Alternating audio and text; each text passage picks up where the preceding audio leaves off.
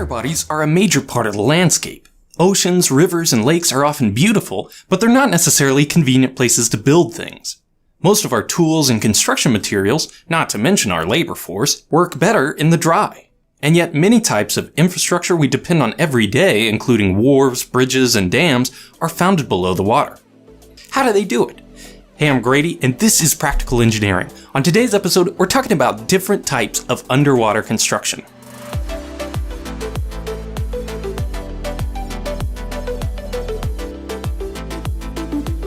This video is sponsored by HelloFresh, America's most popular meal kit. More on that later.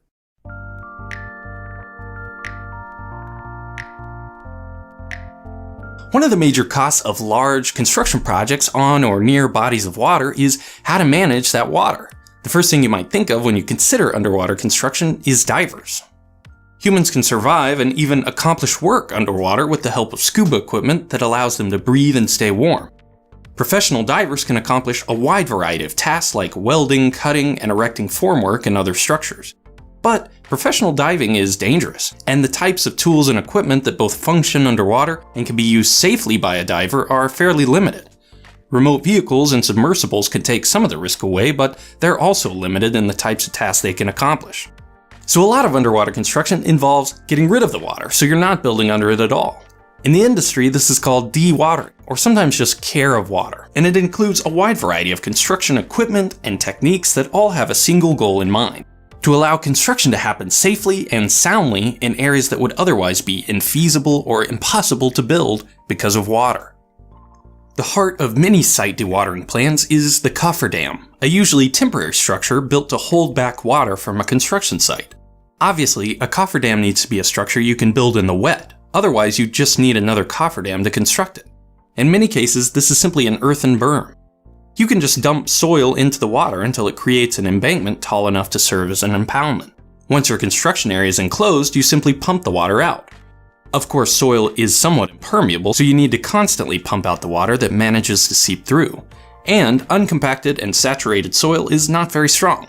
A collapse could be extremely dangerous for workers below the cofferdam, so these types of structures require careful design by an engineer to make sure they're safe. Besides earthen embankments, there are a huge variety of cofferdam designs that are used on construction sites. Some use sheet piles, thick steel plates that interlock together. These are driven into subsurface soils with a huge hammer to create a watertight barrier. If the soils are too rocky to drive sheet piles, or the depth is very high, sometimes sheet piles are used to create small, individual enclosures filled with soil called a cellular cofferdam. There are also cofferdams built of steel frames with a membrane and even water-filled rubber bags. No matter what they're made from, cofferdams are almost always built to be dismantled and removed after construction. One important use of cofferdams is to build actual dams. In this case, often two cofferdams are necessary to block off the river on the upstream and downstream ends. But when performing construction across a river, obviously impoundment isn't the only necessary activity for dewatering.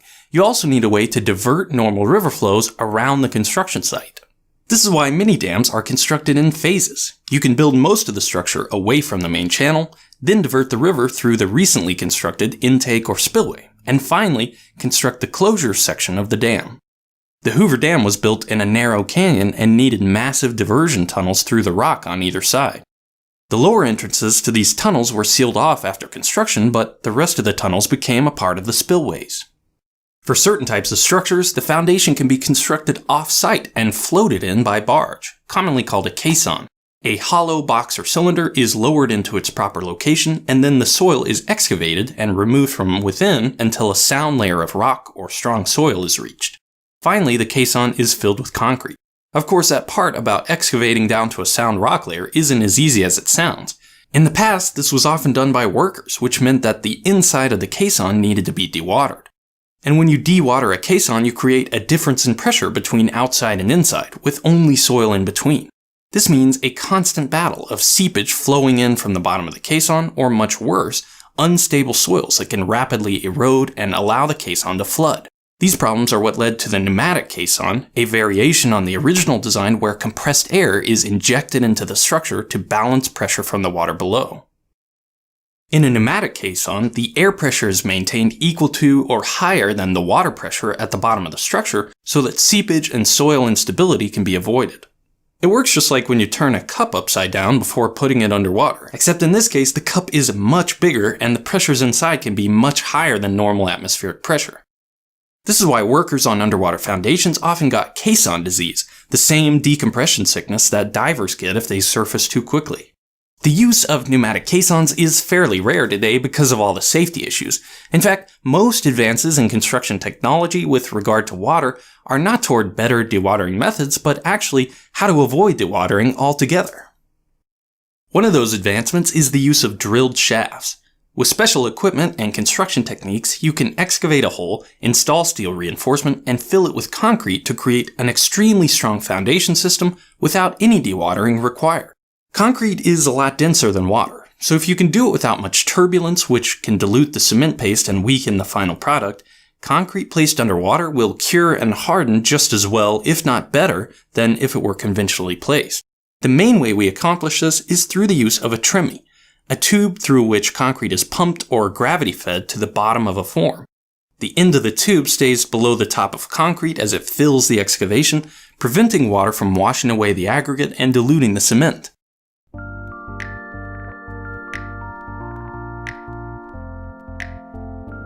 Whether the construction site's on the bottom of a lake or river, or simply located in the floodplain and only at risk during extreme weather, engineers and construction contractors put a significant amount of thought and consideration into the feasibility and costs of managing this water. Of course, this video can only scratch the surface of a topic that is as varied as the types and locations of construction sites across the world, but I hope it gives you a little better understanding about how we build infrastructure around water.